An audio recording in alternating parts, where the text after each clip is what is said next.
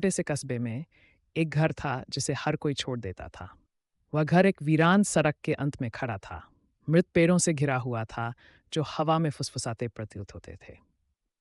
उस घर को वर्षों से छोड़ दिया गया था और उसकी डरावनी पिछली कहानियां भी सबसे बहादुर आत्माओं को भी दूर रखती थीं। एक तूफानी रात, एक जिज्ञासु किशोर जिसका नाम अलेक्स था, ने उस पुराने घर की जांच करने का फैसला किया। एक टॉर्च और अपनी दृढ़ता के अलावा उसके पास कुछ नहीं था।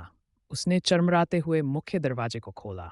अंदर की हवा धूल से भरी हुई थी और फर्श की पट्टियां उसके वजन के नीचे कराह रही थीं। जैसे ही अलेक्स कमरों से गुजरा, उसने देखा कि दीवारों पर अजीब प्रतीक खुदे हुए थे। वे अंधेरे ऊर्जा से धड़कते हुए प्रतीत होते थे और उसकी रीढ़ में सिहरन दौड़ गई। अचानक टॉर्च छपकी और बंद हो गई, उसे अंधेरे में डुबो दिया। पिच ब्लैक अंधकार में अलेक्स ने मद्दम फुसफुसाहट सुनी। वे सभी दिशाओं से आ रही थीं, तेज और जोरदार होती जा रही थीं। वह घबराहट में अपनी टॉर्च को फिर से चालू करने की कोशिश करने लगा। जब वह आखिरकार फिर से जल गई, तो उसने अपने चारों ओर साये देखे, जैसे जीवित तत्व मुड़ते और मरोड़ते हुए। एक साया बाकी से अलग हो गया और धीरे धीरे एक लंबी, दुबली आकृति का रूप लेने लगा, जिसकी आंखें खोखली थीं।